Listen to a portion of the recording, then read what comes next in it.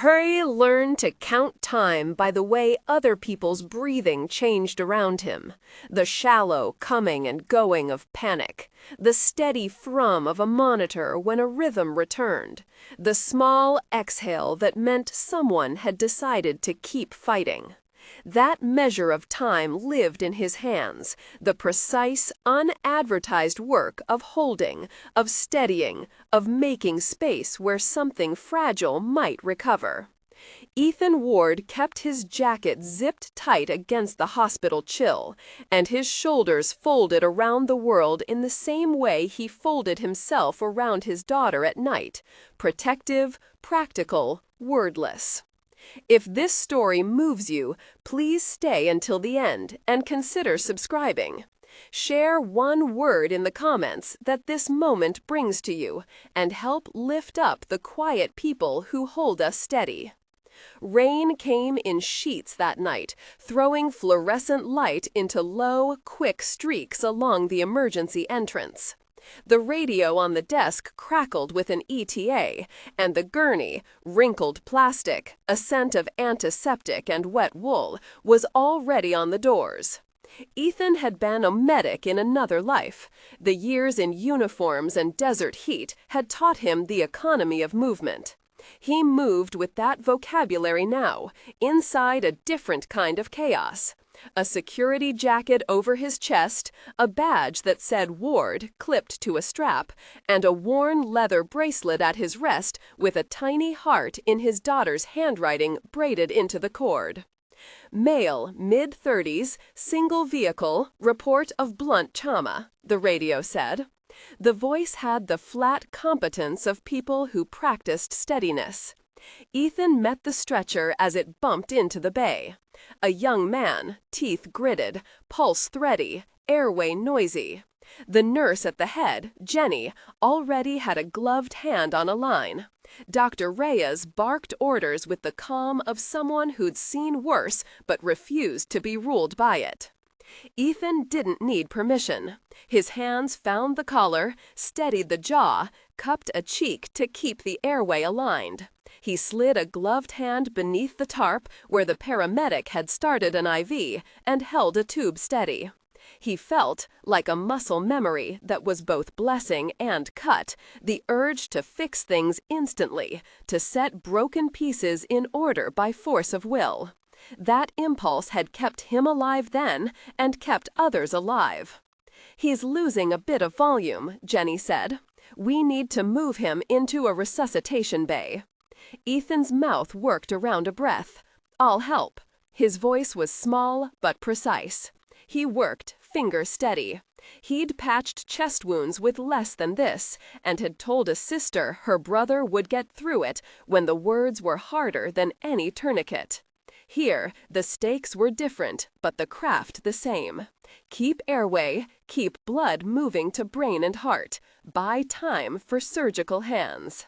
When the noise sharpened, monitors blaring as the team pushed, Ethan felt the old heat of combat, and then the colder, heavier weight of a life carried forward in his chest.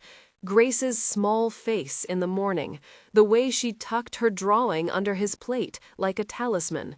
He thought of the photograph on his dresser, a woman smiling at a camera that had stopped before its story did.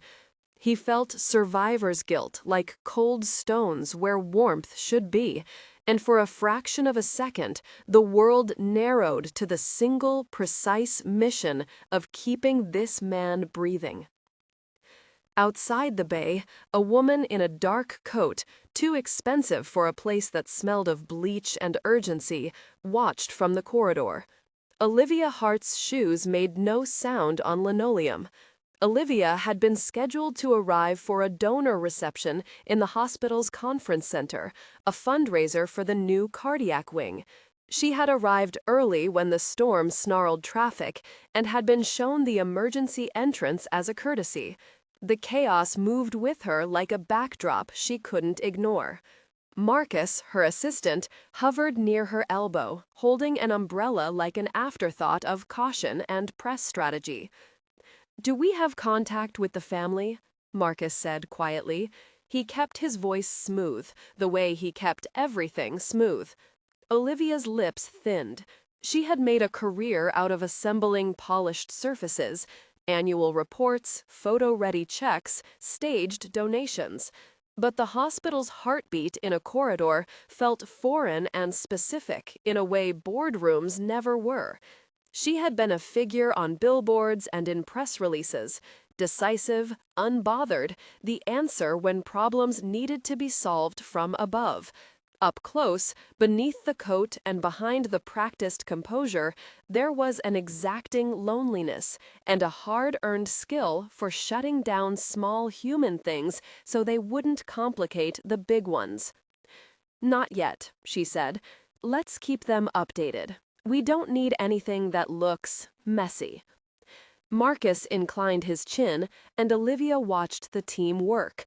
Something in the way Ethan's hands moved, the quiet authority, the reluctance to claim credit, caught her like a camera finding a face she hadn't expected to care about. For a moment, she wasn't thinking about donors or press lines. She was watching someone whose hands had been taught to hold life together. She stepped back when a nurse waved, then moved forward when a paramedic finished the report. Her PR instinct identified a narrative. This was not the script she'd written for the night. Her brain filed away images, the mud on Ethan's jacket, the way his sleeve was pushed up to reveal a faded tattoo that might be a chevron or a medal, the bracelet at his wrist with a crude heart woven into it. Those would be useful later when shaping a story. Ethan finished stabilizing the patient and handed off with a blunt nod, avoiding the temptation to linger for praise. His job was to return to his post, walk the halls, watch the people who were not being watched. As he stepped back into the corridor, he carried a small, private weight, the constant ledger of what he had not done in time, the life that had been taken before his hands could reach. Those ghosts were patient and invisible. They lived in the way he flinched at sudden noises and in how he guarded the space between him and anyone who might ask him to be seen. At home, later, the house smelled of rice and cut cilantro. Grace had set the dining table with a seriousness that made him both laugh and ache. A plastic cup with a chip at the rim, a placemat with a crayon heart taped askew. She ran into his arms the moment he crossed the threshold, small legs clinging to his jacket, a dampness at her hair from the brisk air. She smelled like school glue and toothpaste and the safety of being small. "Did you save somebody?" she asked, earnest as only a 7-year-old could be. He crouched, letting his jacket brush the floor, and set her on his knees. Her eyes searched his face for the narrative of heroism children love. He smiled, a short thing, because truth required a measure of gentleness. "We helped them," he said. "We kept them breathing until the doctors could do the rest." Grace nodded with the solemnity of a priest. She slid a drawing across the table, a picture of their small house and a sun above it. A tiny stick figure, him, had a broad, careful hand reaching down toward a smaller figure holding a crayon heart. Ethan felt the gesture like light against a bruise. He kept that drawing on the dash of his car, a small thing that reminded him what the work was really for. The next morning, the hospital's conference center smelled like coffee and linen. Volunteers set name tags in perfect rows. A banner for the donor dinner declared "Heart of the City." Ethan did not belong in that room. He was posted at the emergency wing, his jacket zipped, but the building bridged worlds. The place where hands save lives under fluorescent lights, and the place where meetings decided how to fund those rooms. Olivia arrived later, stepping into the conference space like a tidal change. Her presence rippled outward. Staff straightened, cameras adjusted to angles, a PR checklist flickered through Marcus's head. She had climbed past the expectation of needing to be liked. Success had been purchased with decision and distance. But distance had a cost she only sometimes allowed herself to inventory. She was scheduled to make remarks that evening about community investment, partnership, responsibility, scripts written to sound like compassion. The words had weight. So did the expectation that the hospital would be the setting for her brand of stewardship. Marcus whispered the evening sequence to her, but she misplaced the script in the soft focus of the corridors where people moved in and out of crises. When a patient coded in the hallway outside her planned event, a diabetic collapse that needed immediate care, Olivia was the one who saw the first strain on a nurse's face and then saw the quiet man who had cornered himself into the background step forward. Ethan grasped the situation as if it were his. His hands were competent in ways that spoke of repeated, difficult practice, checking an airway with the readiness of someone who had reinvented his oath on a battlefield and in a hospital alike. Olivia watched him from the doorway while Marcus tugged at her sleeve, whispering about optics and interruption. The charity world had taught her to be wary of anything that might smudge an event's smoothness, but she also felt something else there, a human recognition that did not consult her brand. It was immediate and unsettling, like sunlight slipping between slats. After the patient stabilized, a nurse raised an eyebrow at Olivia. "You saw that?" she asked, a quiet question that was also an invitation. Olivia hesitated. Pride had taught her to accept applause at the lectern. For the first time in a long time, the applause felt hollow compared to the raw work she had just witnessed. She moved into the ER in a way that did not feel performative. No microphones, no scheduled lines, just a woman drawn out from a different room to see the work being done where it actually happened. Ethan was at the station then, filling out a log. He kept his head down, a practiced avoidance of notice. He had learned that attention could complicate goodness. He had learned that being seen sometimes meant having your motives analyzed and your wounds displayed. He had also learned that his daughter's small needs would not be honored by visibility. He adjusted the pen and felt the wear of his wedding band's imprint still on his finger in the absence of the ring. The stone of grief had smoothed into a quiet ledger. Olivia stood beside him. For a while there was nothing to say. Only the hum of hospital machines and footsteps. She cleared her throat, which sounded too loud in the small hush. "You did good work tonight," she said finally. Her voice did not have the rehearsed cadence of press statements. It had the fragility of something unpolished. Ethan blinked, habitually measured. "Just did what needed doing," he said. "You don't have to be modest," she replied, and the admission surprised her. He had the kind of humility that could be mistaken for indifference. For a breath, they regarded each other like people who had both chosen different armor. "I'm not asking for thanks," Ethan said. "I have a daughter who needs me to be here. Recognition would get in the way of that." Olivia listened. The sentence landed in her like an accurate accusation. She had spent so much of her life building an order where recognition was currency and visibility was power.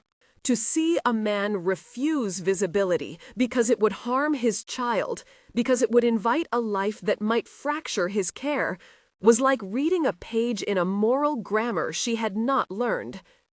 For the rest of the week, both of them moved through their responsibilities with the offset thought of the other tucked somewhere like a bookmark. Ethan kept doing his rounds, sleeping in short cycles, answering radios with clipped breaths, letting the hospital be an architecture for his discipline. At nights, he read Grace's school notes beneath a brass lamp, traced the line of her small handwriting that spelled out "Dad" with a childish determination. Those small proofs anchored him.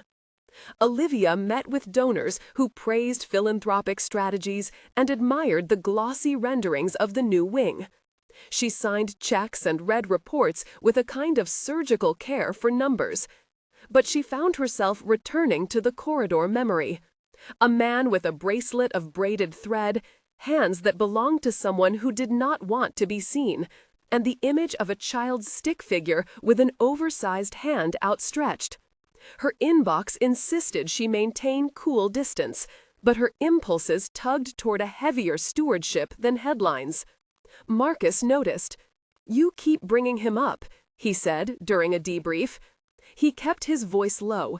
He was the one who smoothed edges for a living. "He isn't on the guest list. If you want him acknowledged, we can draft a release. Focus on community heroes, a feature." "I don't want a feature," Olivia said. It surprised her that she was so certain. If he wants anonymity, that should be honored. But he deserves safe equipment. The security budget is a mess. There's no training money going to the staff who are right here when things break. Marcus folded his arms. "You're talking policy now." "Call it policy," she said. "Call it paying attention." He wrote it down with an eyebrow raised. He trusted her judgment, but he also knew the calculus of public posture. The two of them were learning to hold separate truths in the same room. That sometimes good PR could be earned, and sometimes it was corrosive. Ethan's days tread a steady path of small rescues and small comforts. He coached a father through how to hold his breath steady at his son's bedside. He took a refused donut from a volunteer who insisted that heroes needed sugar. He kept his jacket in the office, and sometimes, when no one watched, he ran his fingers over the military insignia hidden under the hem like a private history. The medal there had been wrapped when he returned from deployment, a quiet thing his wife had sewn inside a shoebox with a note that said, "For the hands that kept others." Those hands had never asked to be trophies. When the hospital announced a community training program, CPR classes for neighborhoods, Olivia proposed expanding it. She argued it should be free, staffed by hospital volunteers, and held on weekends so families could attend.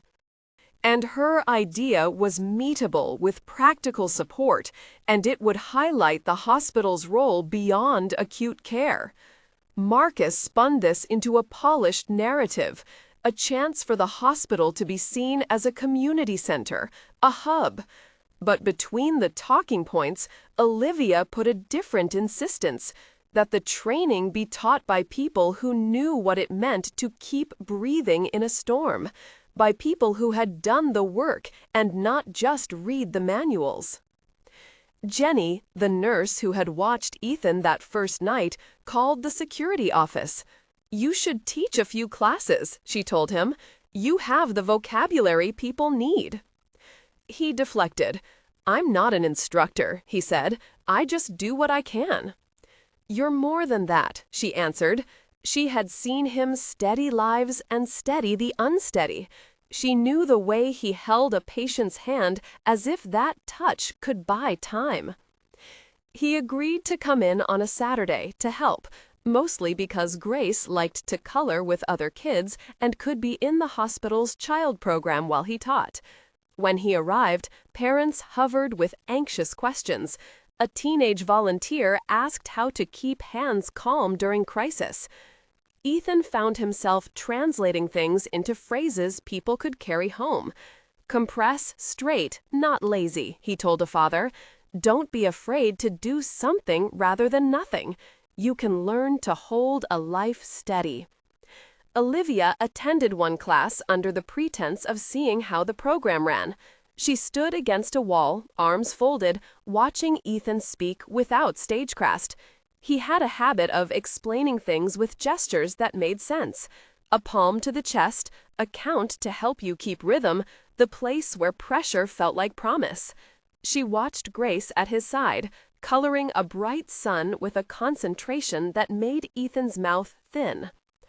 After the session, a mother hugged Ethan with a kind of relieved devotion. "You gave me confidence," she said. Ethan brushed the praise off like dust. He left the class feeling the small warmth of usefulness, and Grace walked beside him, clutching a bracelet she'd made from a paper straw and stickers. The hospital bureaucracy moved slowly but inexorably. Olivia made a case to expand community programs and to provide funds for security training and new radios. She argued for the community clinic opening sooner rather than later, for the hospital to reallocate some of its gala budget to frontline support.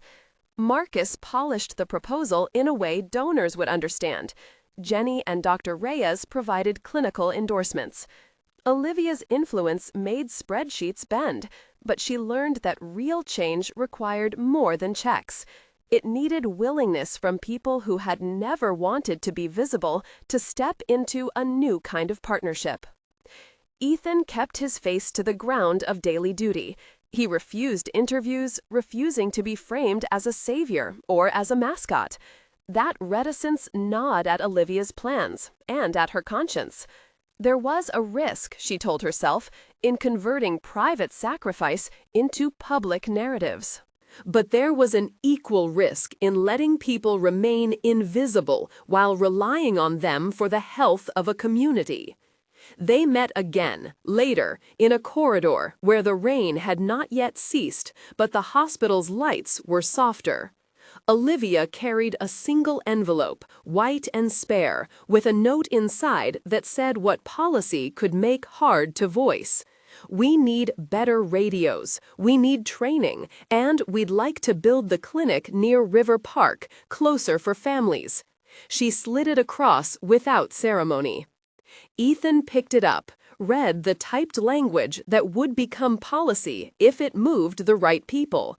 He looked at Olivia, really looked, and saw the smallness of a woman who had learned to be invulnerable by being in control. If you want those things to work, he said, they have to be for the people who will use them, not for the cameras. Olivia surprised them both. She nodded. I know, she said. That's the point. The first rumble of applause for her came later at the board meeting when the proposal passed with a majority. Marcus let himself exhale. Olivia's chest didn't swell with triumph the way press releases suggested it would. Instead, she felt a quiet, steadying pressure behind the ribs, as if something she had denied herself had been put back into place. Still, the world required visibility to fund plans. The gala was scheduled for autumn under a canopy of amber trees. Olivia's remarks were set: a speech about community, an endorsement of the clinic's mission, a photograph of the hospital as a place that both saved lives and invested in neighborhoods. The press would be there, donors would smile, the event would be polished and purposeful. Ethan refused to attend. He told Jenny he had other commitments, Grace's school performance, a child's soccer match, but the truth was crisper. He did not want his private life turned into a talking point. He did not want his daughter's face photographed at a fundraiser where cameras loved innocence and consent was a complicated thing. Yet, the night of the gala did not play out to script. Halfway through Olivia's remarks, the air in the auditorium shifted. A woman in the crowd had collapsed, her breath shallow, color draining like a slow tide. The murmur rose to a gasp, and somewhere, behind the stage, Norton, the event coordinator, knocked over a glass of water as people surged forward. Ethan had not intended to be there, but the city is small in certain practical ways. He had been called to cover a detail for a busy night when hospital staffing ran thin. On impulse, he had agreed. He stood at the back, jacket unbuttoned, a thread of rain still drying at his collar.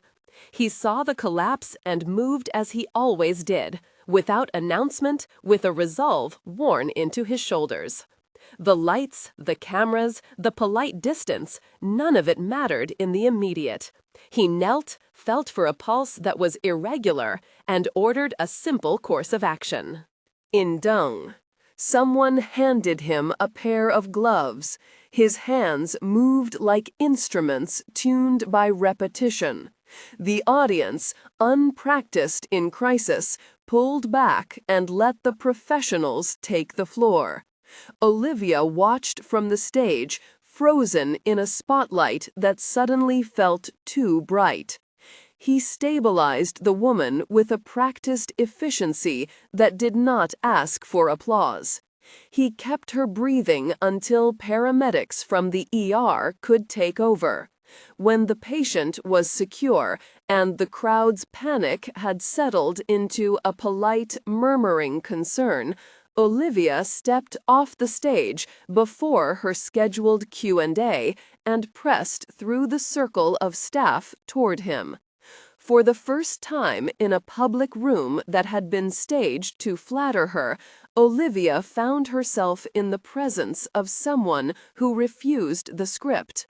There were no cameras on him because he never sought them.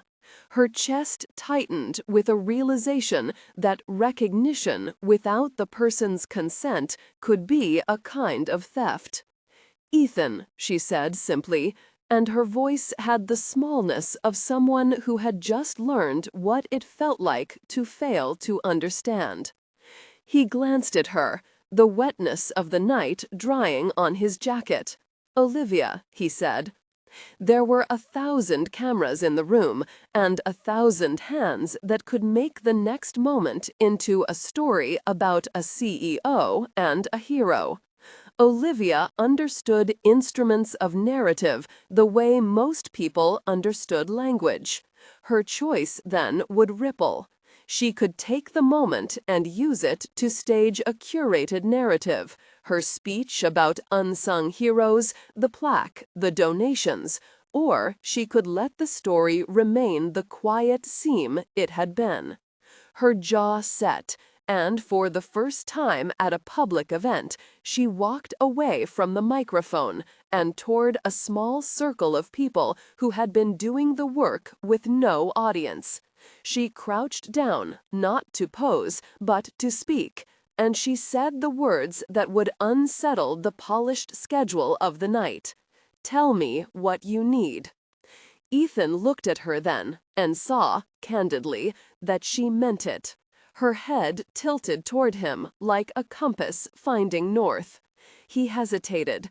There was always a ledger of consequences when private acts were folded into public narratives, but the look on his daughter's face in her mind, and the memory of his wife's soft insistence to keep his hands working, made the decision for him.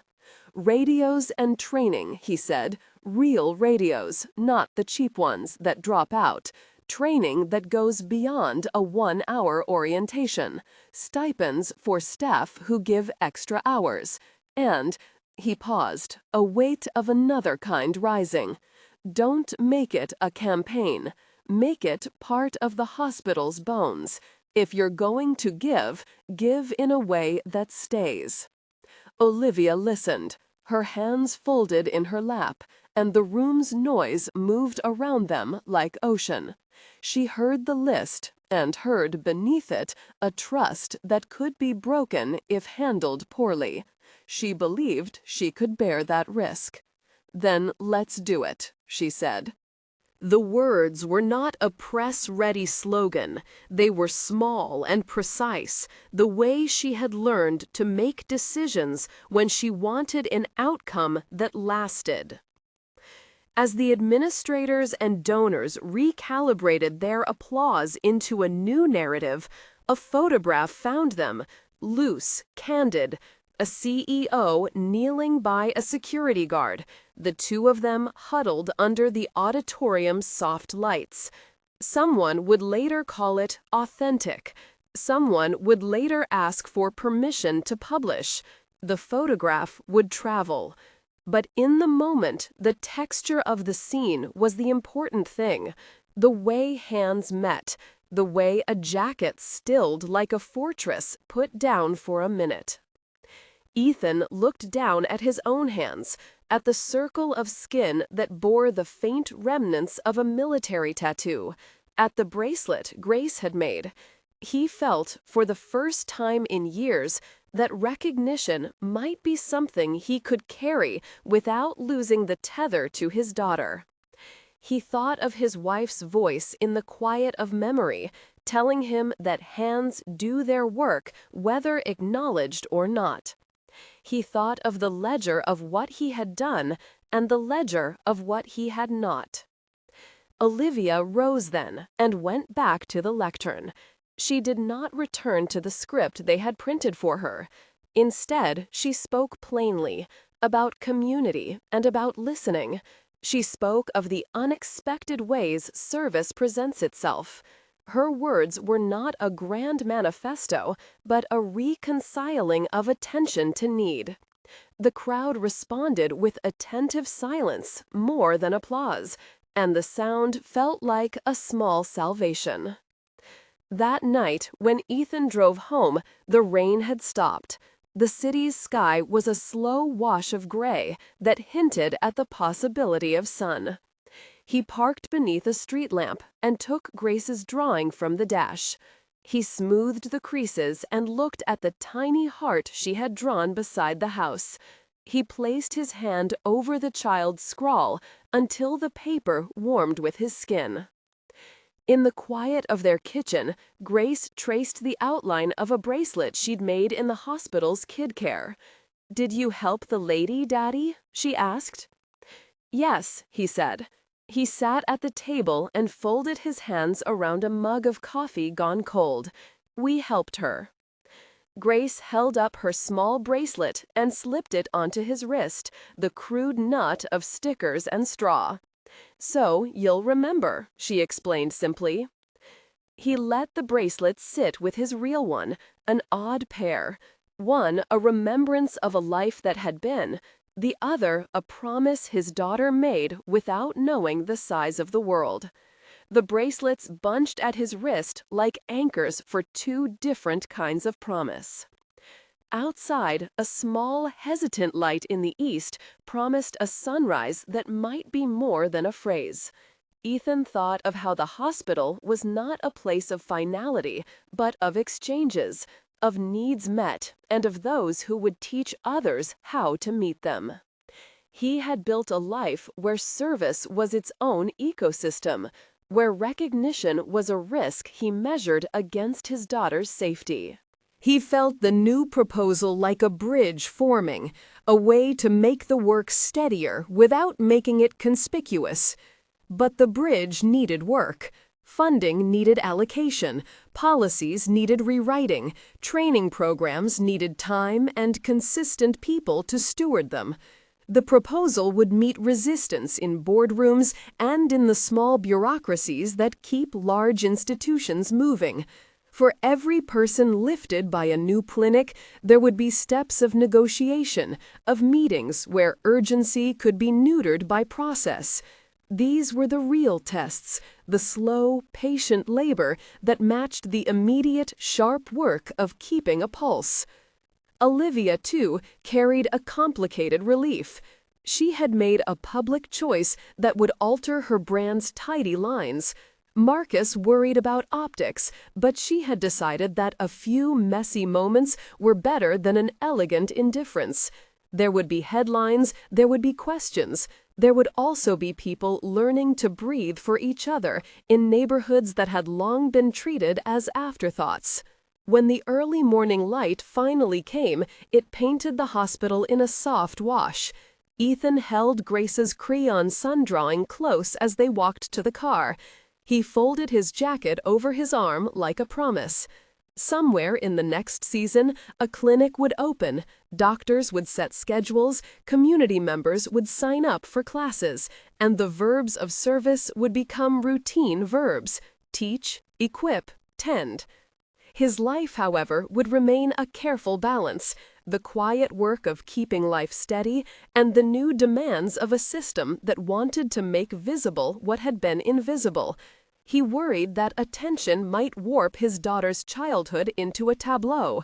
He also knew that if the hospital put true resources into frontline support, families like his would gain something that mattered. He kissed Grace's forehead and felt the fine, inconsequential brush of her hair against his cheek. "We did a good thing," he said. She smiled, as children do when the world makes sense in a sentence. "We did," she agreed. Their car pulled out into a city that was waking. The sun curved pale over buildings and a river that split like a silver thread. The jacket hung over his arm like shelter. Inside his pocket, folded like a second skin, was a small note, a list of practical needs drafted that night, signed by the woman who had decided to do more than speak. The first meetings were scheduled, the first radios ordered. Marcus arranged press lines that framed the actions in neat language. Olivia pushed for oversight to be kept in the hands of people who knew the work.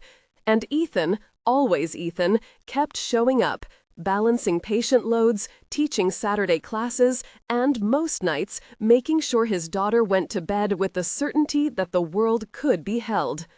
There would be storms ahead, bureaucratic delays, donors who expected a photo op and nothing more, donors who wanted the clinic named in a way that didn't align with the community's needs. And Ethan, always Ethan, kept showing up, balancing patient loads, teaching Saturday classes, and most nights making sure his daughter went to bed with the certainty that the world could be held. There would also be quiet victories, a neighbor learning to compress correctly and saving a neighbor's life, a child drawing a heart and tucking it under a plate, a nurse breathing easier because the radios didn't drop out mid-code.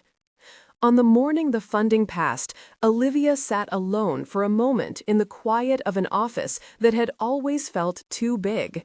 She took from her drawer a small medal, nothing official, a thing she had had since a visit to a veterans center years ago, and she turned it over in her hand. The medal had been meant as a symbolic token for herself, a private acknowledgement of a debt she could not name. She thought of Ethan's hands, of Grace's small bracelet, and of the photograph that had already begun to travel in people's imaginations. She sent a short message to Marcus, "Keep it honest." He replied immediately with a string of calendar invites and the cautious cheer of someone who wanted everything both to work and to be celebrated. The city moved on in increments. People learned to recognize that the smallest acts, hands steadying a fallen neighbor, a donor making room to reallocate funds, built structures that might one day let fewer people go without help. The hospital, in its slow way, began to bend toward that truth. If someone asked Ethan what had changed that season, he'd say nothing dramatic. He would point to the new radios tucked into a drawer like tools, to the stack of training manuals with sticky notes, to Grace's drawing tucked into the dash. He would say that recognition was an awkward thing he still dodged when it felt necessary, and that the work was the same as ever. Keep breathing, teach others to hold life, be present in the small household rituals that made their world bearable. But beneath the practical ledger, something else shifted, the sense that a life lived in quiet service could be seen without being devoured, that attention could be given in a way that fortified rather than exposed. That knowledge, fragile and new, sat like a pale sunrise in Ethan's chest, a promise that the work mattered and that the work could be sustained. The real test came when the clinic's opening ceremony was planned. Olivia wanted the community to be central.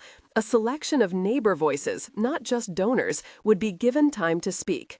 She insisted on training staff who knew the ground. Marcus arranged the press, but Olivia made a different decision. No stage photos until the clinic had run for a month and the community could tell its own story. Ethan agreed to attend, but only as an invited member of a small advisory board, not as a centerpiece. Grace would be there to cut the ribbon with a handful of other children who had attended Saturday classes. The arrangement felt right, visibility without spectacle. On the morning of the opening, the sky was a clean, honest blue. Sunlight pooled in the clinic's small garden, and a breeze moved leaves like a slow applause. But for that morning, the hospital's halls carried a new cadence, the rhythm of people committed to keeping their community breathing. As the crowd thinned and volunteers stacked chairs, Olivia lingered by the garden's edge. She watched Ethan walk away with his daughter at his hand, his jacket loose and the pin flashing quietly in the sun. He kept his head down in a way that no longer seemed like hiding so much as choosing where to place his weight. She picked up a small pebble from the path and turned it in her hand, thinking that change had the texture of a small stone, something to carry in your pocket and check on during the dark. Perhaps recognition could be like that, private, portable, and useful when the night threatened to overwhelm. When she returned to the administrative office, Marcus greeted her with a folder of press notes and an eager grin. "They'll want quotes," he said. "They want images." "Give them images of the clinic open next month," she replied. "Give them the stories of the people who come here, not the people who give the money." He hesitated, then nodded. He had been trained to make everything look tidy. Now he was learning to make the tidy serve something larger than itself. Outside, the sun climbed higher. The jacket at Ethan's shoulder caught the light. He walked with the steady gait of a man whose hands had done hard work and who continued to do it for a child who needed him. The metal in his pocket was a private armor, the pin on his chest a new and gentle acknowledgement. The bracelet at his wrist, a child's proof that love could be made small and carried. They had changed each other, the CEO who had asked and the single dad who had acted. The hospital had shifted a degree toward the neighborhood it served, and as the day folded into small practical tasks, schedules written, radios ordered, classes planned, there was a quiet conviction that the world could be altered by steady, unflashy decisions. The sunrise motif, once a child's crayon, had become a method of reading time, not an arrival that fixed everything, but a promise that light would come again. The jacket remained a shelter, and the hands remained tools. The metal, the pin, and the bracelet were not ends in themselves, but markers of an unfinished work. When night came, Ethan sat at his kitchen table and smoothed a fresh crayon heart from Grace into his palm. He thought of the gala, the collapsed woman, the way a single request had rearranged schedules and budgets, and, more importantly, attentions. He thought of Olivia, so precise and cautious, finally learning to let her power do something quiet and difficult. He looked at the photograph Olivia had not asked to publish, the candid that had, despite her best intentions, slipped into the hands of a junior staffer, and then turned it over. He would not make a fuss. He would not chase publicity.